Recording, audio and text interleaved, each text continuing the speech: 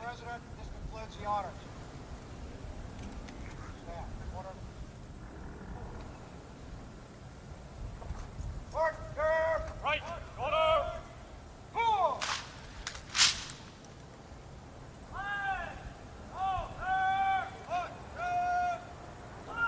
Out. Order. Hurt.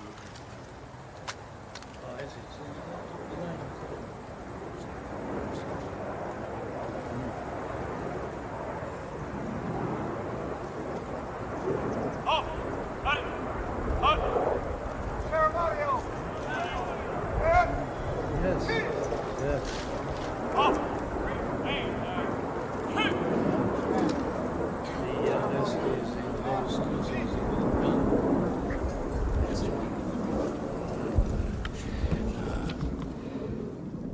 Mr. President, Mrs. Marcos, it gives me special pleasure to welcome you to the United States. Mrs. Reagan and I have been long looking forward to returning the hospitality you showed us on our 1969 visit to your country. Our two peoples enjoy a close friendship, one forged in shared history and common ideals. In World War II, Americans and Filipinos fought side by side in the defense of freedom, a struggle in which you, Mr. President, personally fought so valiantly. The values for which we struggled, independence, liberty, democracy, justice, equality, are engraved in our constitutions and embodied in our people's aspirations. Today, our ties remain strong, benefiting each of us over the full range of our relations. Politically, we tend to view many world issues the same general way. Yours, Mr. President, is a respected voice for reason and moderation in international forums. The Philippines, with its ASEAN partners, has taken the lead in search for self-determination for the people of Kampuchea. In that vein, let me also pay tribute to you and Mrs. Marcos' personal leadership and commitment to the care of refugees in Southeast Asia. Under your direct sponsorship, the Philippines Refugee Processing Center has become a model of its kind in encouraging the development of self-sufficiency and the restoration of human dignity. The Philippines and you, Mr. President, play an important role in addressing the problems of economic development in the world. At Cancun, we made a new start toward a more effective and practical dialogue and improved cooperation among industrial and developing countries. Your leadership in that area, Mr. President, is vital and widely respected. Under your leadership at home, the Philippines can boast a record of solid economic growth over the past decade, attributable in significant part to its hospitable attitude toward free enterprise and private initiative. Your country's dedication to improving the standard of living of your people is an effort in which we've been delighted to participate through bilateral and multilateral economic assistance. Your continuing interest in better nutrition has led the Philippines to achieve self-sufficiency in food grain production. You can also point with pride to the success of your rural electrification program, now bringing benefits to an increasing number of remote regions. And I find it a matter of personal satisfaction that your country and my home state of California are both pioneers in developing geothermal power to replace expensive energy imports. The United States remains the Philippines' leading trading partner, and American firms are the largest foreign investors in your country, reflecting their confidence in your progress and prospects for economic growth. We have welcomed the growing two-way trade between our nations and have been pleased that we've been able to keep our markets for the products of your growing manufacturing and industrial sector the most open of any country in the industrialized world. America considers itself especially fortunate to have nearly 1 million persons of Filipino heritage now residing in our country. They bring with them their energy and their talents, and they contribute enormously to the rich diversity of American society. Similarly, thousands of Americans, enchanted by the beauty of your nation and by its people, have chosen to live in the Philippines. Our security relationship is an essential element in maintaining peace in the region and is so recognized. This relationship, one of several we have in the Western Pacific, threatens no one, but contributes to the shield behind which the whole region can develop socially and economically. Mr. President, under your leadership, the Philippines stands as a recognized force for peace and security in Southeast Asia through its bilateral efforts and through its role in ASEAN, which is the focus of our regional policies in Southeast Asia. Mr. President, Mrs. Marcos, the United States deeply values its close friendship and alliance with the Philippines. We seek to use this visit to further strengthen our ties with your country. Nancy and I are personally delighted that you're here, and we say welcome to the United States, welcome to our national home.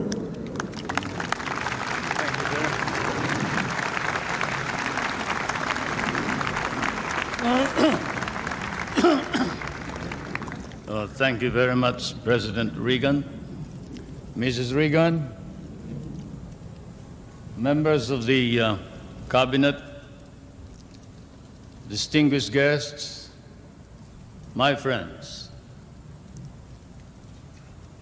On behalf of the 50 million people of the Philippines, Mrs. Marcos and I express our gratitude for your warm welcome to Washington and to the United States of America.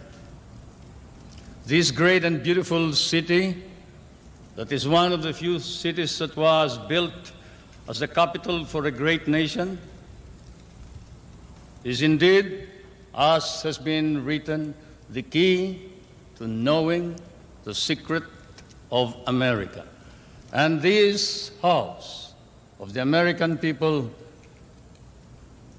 an American frontier that never vanishes. Your beautiful city with its grand memorials, its monuments, its walks, is indeed a city that memorializes the great achievements of your people for the past 2 centuries. But more than that, it keeps offering to the enterprising and the talented, the courageous and the strong, the rewards of effort and of initiative. At the same time, as I stand here on American soil, I realize that I stand on what may be the center of the government of the United States of America, here where, as I have often stated, the future is being born. The future is being born depending upon the man who is in the White House. And the man who is in the White House today certainly is creating a new future for our world.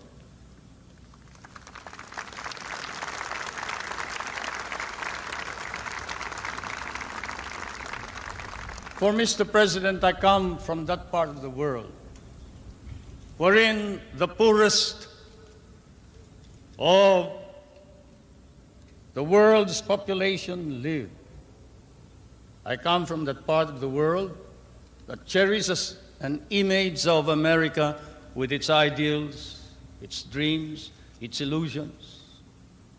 I come from the Philippines, a part of Asia, which has been molded along the principles of American democracy.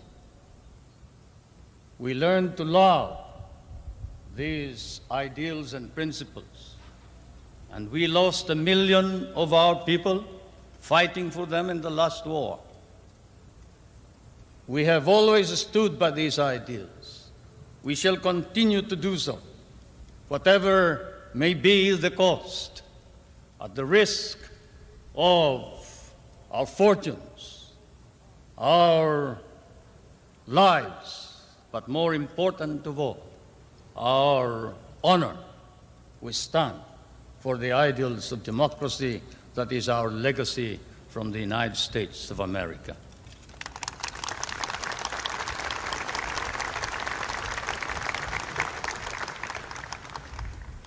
I did not come to burden you further with additional problems, Mr. President. For I know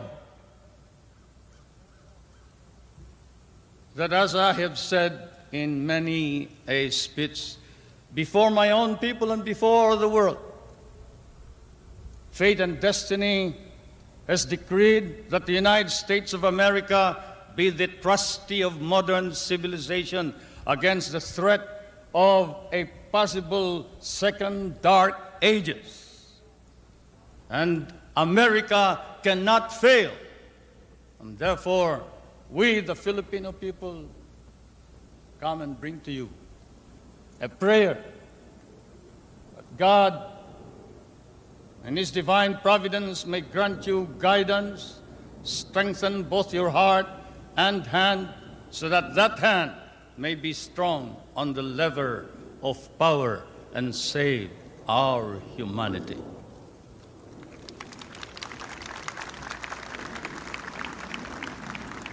If America fails, then the world is lost.